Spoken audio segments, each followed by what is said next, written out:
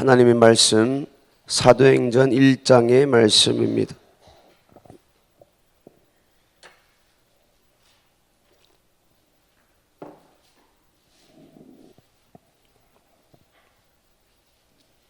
사도행전 1장 1절에서 11절까지입니다.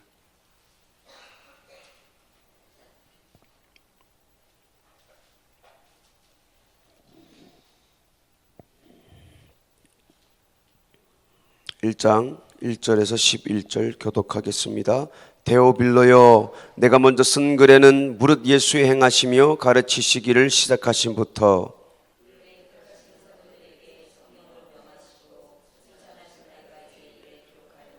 해받으신 후에 또한 저희에게 확실한 많은 증거로 친히 사심을 나타내사 40일 동안 저희에게 보이시며 하나님 나라의 일을 말씀하시니라.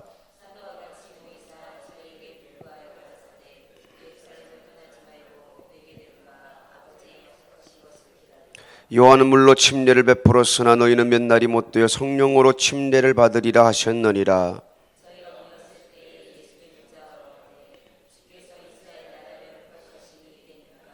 가라사대 때와 기간은 아버지께서 자기의 권한에 두셨으니 너희의 알 바 아니요.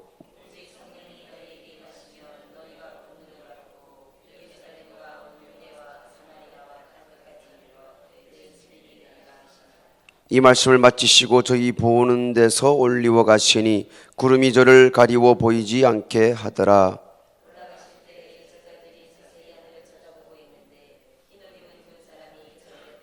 다 같이 가로되 갈릴리 사람들아 어찌하여 서서 하늘을 쳐다보느냐. 너희 가운데서 하늘로 올리우시니 예수는 하늘로 가심을 본 그대로 오시리라 하였느니라. 아멘. 우리 말씀 듣겠습니다. 다시 복음의 증인이 되자라는 제목으로 그 말씀을 듣겠습니다. 사도행전 누가 썼어요? 누가복음은 누가 썼어요? 누가복음도 누가가 썼고 사도행전도 누가라고 썼습니다. 그래서 어떤 사람들은 이 두 가지 책을 누가행전이다라고도 말하고 있습니다. 자, 우리 누가복음 1장의 말씀 먼저 같이 1절 보겠습니다. 누가복음 1장 찾는데 어렵지 않을 겁니다. 바로 앞에 있습니다. 요한복음 앞에 누가복음 1장 1절에서 4절의 말씀까지입니다.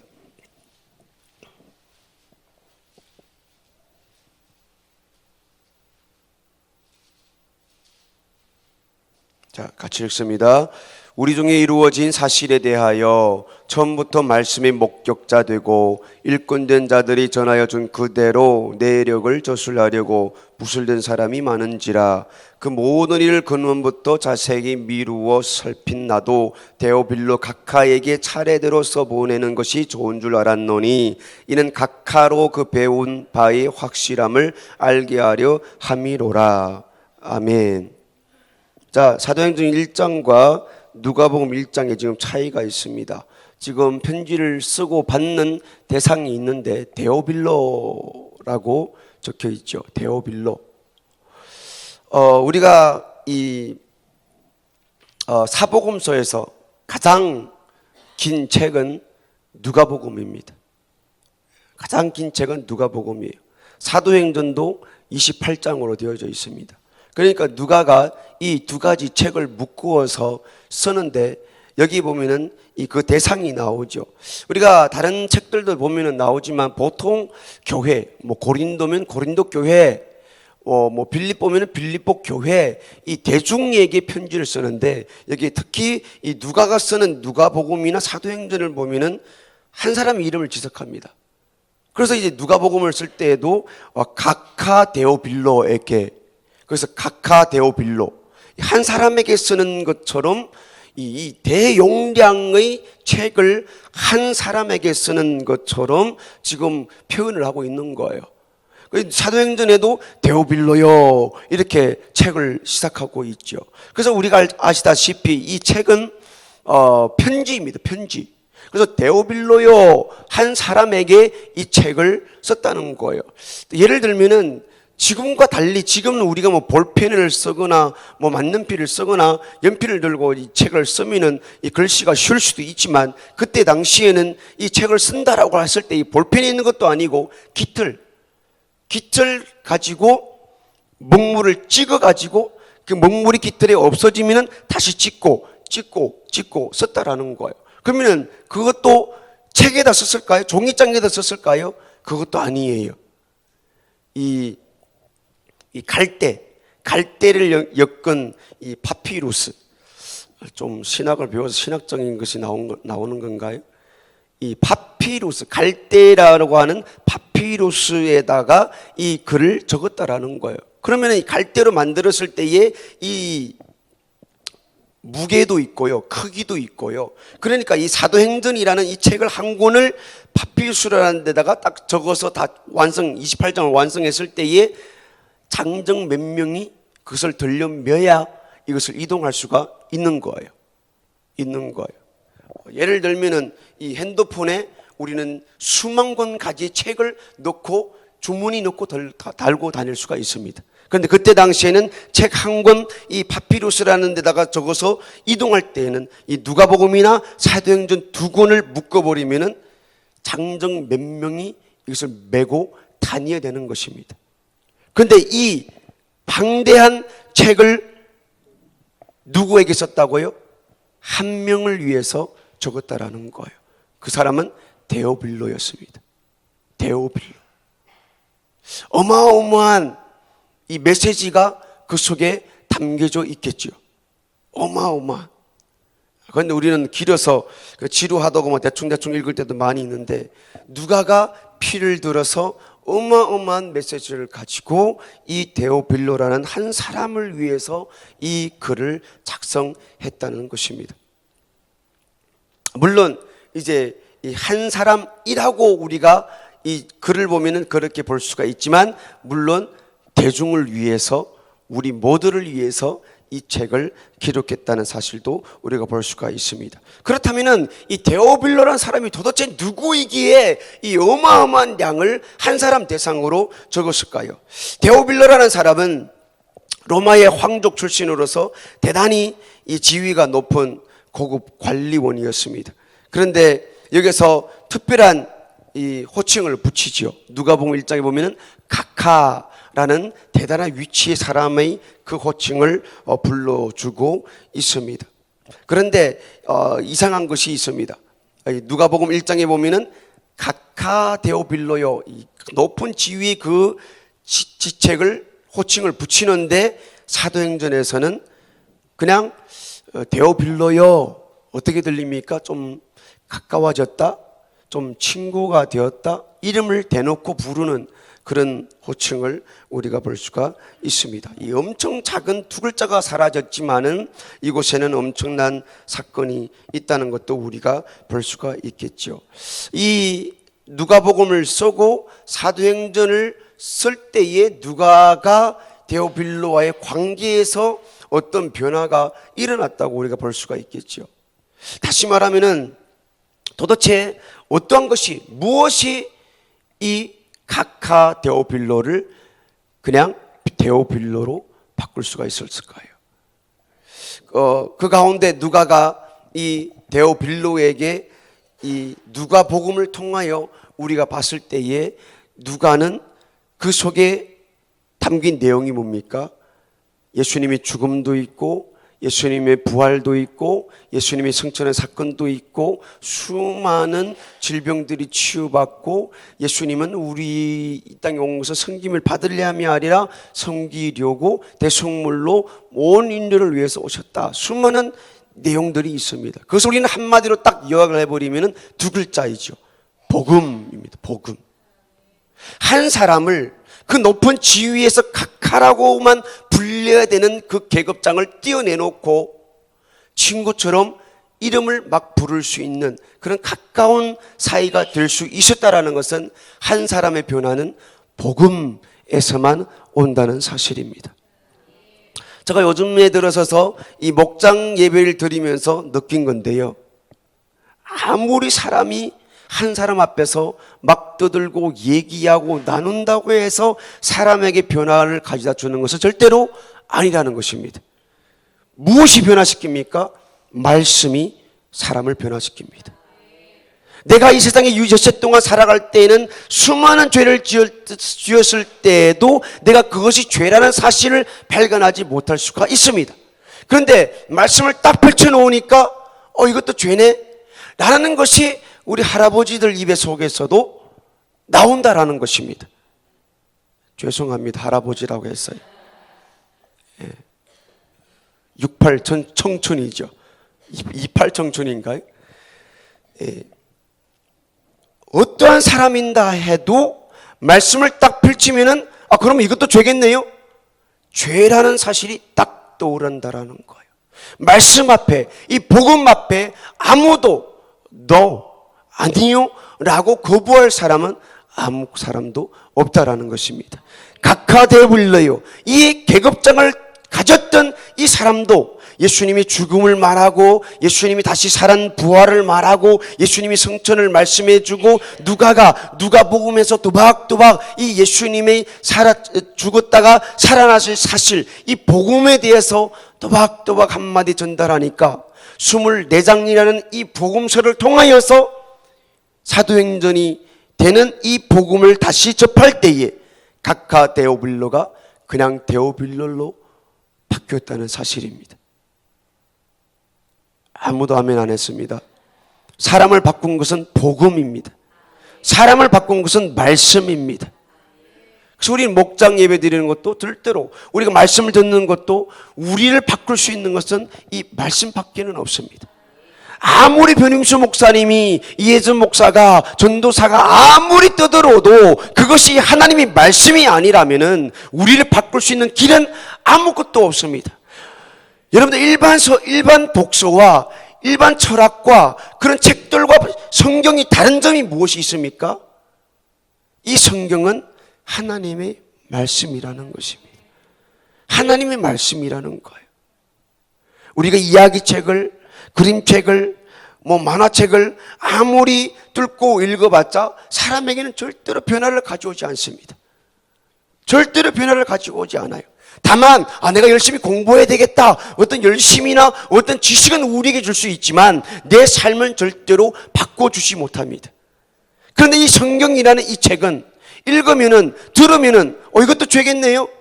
그러면 이것도 내가 바꿔야 되겠네요? 내 삶의 패턴을 바꿀 수 있는 그런 동기부여가 이 말씀을 통하여서 우리에게 그때그때마다 일어나게 만든다라는 것입니다. 우리가 지식적인 면이 부족해서 성경을 들으려고 교회에 새벽부터 쫓아올까요? 아니에요. 신기하게도 우리는 이 성경이라는 이 말씀을 통하여 우리의 삶에 어떤 큰 충격을 주었기 때문에 우리는 그 말씀, 그 동기 때문에 우리는 계속해서 이 말씀을 들어야 된다, 들어야만 바뀌고 들어야만 산다라는 그 현실 앞에 우리는 말씀 앞에 굴복당할 수밖에 없다라는 것입니다. 그것은 바로 복음입니다. 복음입니다. 철저한 계급을 듣고 유지할 수밖에 없는 그 사회에서 이 각하를 무명의 사람으로 그냥 누가하고 앉으면은 데오빌로요, 친구요 할 정도로 계급장을 떼어버린 것은 복음이라는 것입니다. 저와 여러분들도 이 아침에 각하 데오빌로가 아니라 데오빌로가 되기를 주의 이름으로 축복드립니다. 혹시 저와 여러분들이 아직까지 교회를 다니면서 나는 집사, 권사, 검사보다 무서운 권사, 나는 권사인데, 나는 전도사인데, 나는 부목사인데, 부목사를 이렇게 대해줍니까? 나는 교회 목사인데, 그래도 내가 호칭 목사인데, 부목사인데 나한테 이럴 수가 있습니까? 아직 복음이 그 속에 들어가지 않아서 그렇습니다. 복음을 알면은 우리는 그것을 하나님이 부여하여 주신 직분을 절대로 계급장으로 달지 않습니다. 누구에게요? 복음이 들어간 사람이라면 절대로 계급장을 따지지 않습니다. 직분이라는 것은 하나님께서 설린교회의 담임 목사님과 함께 일을 하기 위한 하나의 직분입니다. 담임 목사님이 사역을 받아서 그 일을 대전 설린교회를 통하여 대전 땅에 세계를 향하여 복음을 전파하기 위하여 이를 돕기 위한 사역을 위한 필요한 하나의 직분이지, 내가 그 직분을 가지고 내가 누구에게 섬김을 받으리라, 그것을 위한 계급장이 아니라는 말씀입니다. 어떤 사람은 직분을 주었더니 나 집사 땄어, 이런 사람이 있습니다. 집사가 감나무에 달린 감입니까? 땄어요? 그래도 내 평생에, 그래도 명예상 30년 예수 믿었는데 집사 정도는 하나는 따놔야지. 감입니까? 물론 나무에 달린 감은 겨울이 돼도 나무 잎에 다 떨어져도 감은 안 떨어지죠. 올라가야 따야만 떼지죠. 우리가 집사를 땄다, 권사를 땄다, 이렇게 표현을 하는데 이 표현 자체가 이상한 거예요. 옛날 보면은 어르신들이 예배를 뭐라 그럽니까? 예배를 본다 그럽니다. 예배가 어디 보입니까? 예배가 보여요? 그래서 표현상 자체가 이상한 것이죠. 그래서 이 우리에게 주신 직분은 하나님 아버지께서 우리가 담임 목사님과 함께 이 설린교회 공동체를 이루기 위하여서, 일을 하기 위하여서 주신 직분이라는 말씀인 것입니다. 따라서 우리는 이 직분 위에 무엇이 따라야 됩니까? 겸손이 따라야 되는 것입니다. 겸손이 따라야 되는 거예요. 내가 30년 만에 집사라는 직분을 내가 받았습니까? 30년 동안 이 직분을 감당하기 위하여 겸손이라는 자세를 만드는 순간이 집사를 받는 그 날입니다. 그런데 그 날부터 나는 집사야. 평신도가, 사실 평신도는 말도 없는데요, 평신도가 나를 섬기지 않아? 야, 저 가서 물 떠와. 왜? 이젠 집사 됐으니까. 아니요. 집사라는 직분을 받는 순간부터 나는 그 한 성도를 섬기기 위해서, 내 눈에 집사로서 아픈 사람이 보입니까? 아픈 사람을 위해서 기도해 주라고. 누가 이렇게 합니까? 복음이 들어간 사람에게, 복음을 통하여서 각하 데오빌로가 한 사람이 그냥의 데오빌로로 바뀐 사람처럼 우리도 복음이 내 안에 들어오면은 직분을 받았을 때에 나는 그것이 섬김을 받는 자리가 아니라 한 사람을 섬겨주라고 겸손이라는 그 몸과 함께 우리에게 그 직분이 주어졌다라는 것입니다. 이 새벽에 우리가 두 눈을 비비며 이곳까지 찾아 나온 목적이 뭡니까? 그 뜻이 무엇입니까? 어떤 동기가 우리로 하여금 이 새벽 잠을 깨워가지고 이 자리에 나와서 기도하게 합니까? 그러면 우리는 무릎 꿇고 기도할 때에 기도의 내용이 무엇입니까? 기도의 내용이 뭡니까? 자, 각하 데오빌로의 입장에서 기도하는 기도 제목과 그냥 데오빌로의 입장에서 기도하는 기도 제목은 분명코 하늘과 땅 사이에 차이가 날 것입니다. 온갖 사람들 앞에서 데오빌로 각하여 라는 말과 데오빌로요 라는 말 사이에는 엄청난 차이가 있습니다. 오늘도 우리는 이 자리에 앉아서 이 계급장을 가지고 나는 권사야, 나는 집사야, 당신은 나를 섬겨야 돼, 이래봐도 나는 교회에 50년 다녔어, 30년 다녔어, 네가 교회 공부하고 뭐 안다고 우리가 이런다라면은 우선은 복음이 내 안에 있느냐 없느냐를 우리가 따질 것이고, 그 다음에는 내가 이 자리에 집사의 직분을 가지고 기도한다라고 할 때에, 권사라는 직분을 가지고 기도한다라고 할 때에, 부목사라는 이 직분을 가지고 기도한다라고 할 때에 계급장을 가진 사람과 그냥 복음을 가진 사람의 직분으로서의 이 자리에 앉아 기도하는 사람의 기도 제목은 다를 수밖에 없다라는 것입니다.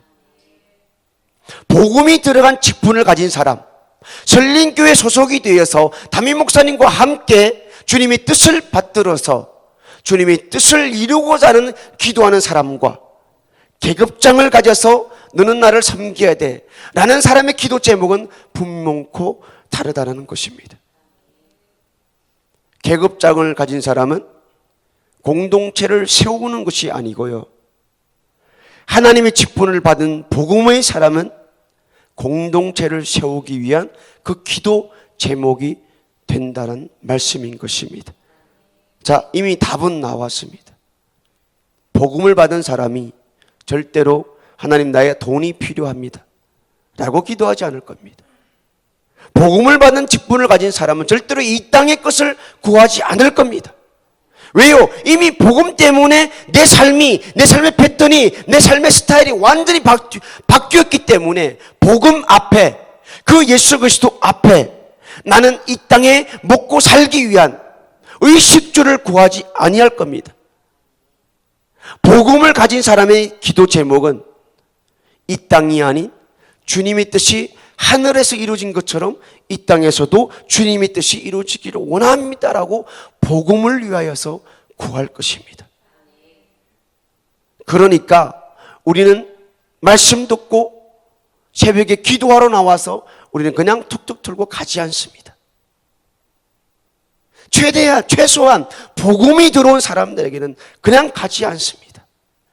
하나님의 음성을 듣고 하나님의 목소리를 듣고 우리는 그냥 갈 수가 없습니다. 그래서 우리는 예배를 본다라고 예배를 드린다라는 두 표현을 쓸 수가 있습니다. 예배를 보는 사람은 이미 봤으니까 그냥 가는 겁니다. 그런데 예배를 드린 사람은, 복음을 듣고 복음을 가진 사람은 기도 제목 자체도 다르고요, 구하는 것 자체도 다르고요, 하나님을 상대하는 자체도 완전히 다른 것입니다. 저와 여러분들 이 새벽에 데오빌로가 되기를 예수 이름으로 축복드립니다. 그러면은 기도 제목부터 다르며 우리 삶이 세상에 나갔을 때에 우리의 삶 자체가 달라지는 것입니다. 각하 데오빌로로 세상에 나가 보십시오. 다르죠. 당연히 나는 섬김을 받아야 되는데 한 사람이 나에게 말 한마디만 잘못해도 그때부터는 끝장나는 겁니다.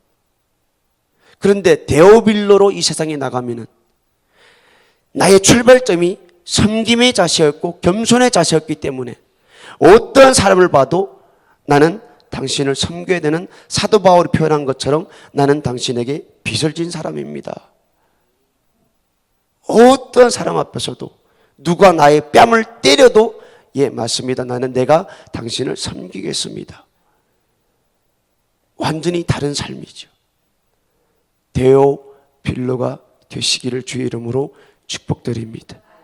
섬김을 받는 계급장이 아니라 나는 예수님이 이 땅에 오셔서 섬겼던 것처럼, 우리는 어차피 예수님을 닮아야 되니까 예수님이 섬겼던 그 자세, 그 자리, 그 위치에 우리가 올라가는 것이 아니라 내려가는 거예요.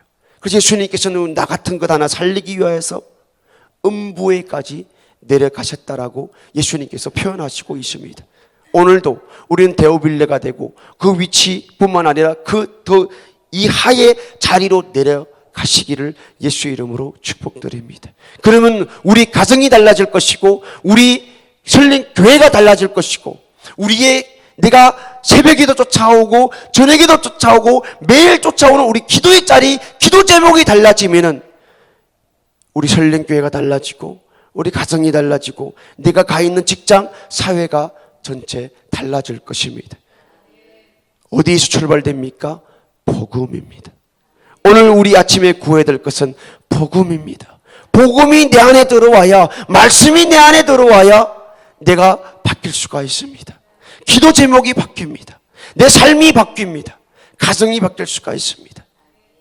우리 같이 기도하겠습니다. 하나님 아버지 감사합니다. 각하를 보통의 한 사람, 겸손의 자세로 내려가서 각하의 위치에서 내려와서 모든 사람을 섬길 수 있는 그 자리는 복음이 한 것입니다. 복음만이 우리를 바꿀 수가 있습니다. 나는 지금 이 위치에서 집사, 권사, 전도사, 부목사, 교회에서 받은 그 직분을 가지고 있는데 분명 그 자리는 섬김의 자리라는 겁니다. 복음이 내 안에 들어가서 그러한 직분을 받으면서 교회의 구석구석을 섬기는 섬김의 자세였습니다. 그 자리는 겸손해야 하는 자리였습니다. 하나님 아버지, 복음이 나를 바꿉니다. 이 새벽에 우리가 나왔는데 기도해야 되는데 무엇을 구해야 될까요? 복음이 들어오면 기도 제목이 바뀝니다. 하나님 아버지, 이 아침에 데오빌로가 되게 하여 주시옵소서. 이 하루 살아갈 때에 데오빌로가 되어서 복음을 가지고 세상을 향하여 나갈 수 있는 우리 설령교회 모든 성도님들이 되게 도와주시옵소서. 이 새벽에 하나님 앞에 드리는 소원 감사 헌금이 있습니다. 세워주신 것 은혜 감사하여 하나님 아버지 앞에 드리는 헌금이 있습니다. 하나님 그 속에 기도 제목들이 담겨져 있사오니 주께서 속속히 이루어 주시옵소서. 감사합니다. 예수님 이름으로 기도드립니다. 우리 주의 삼창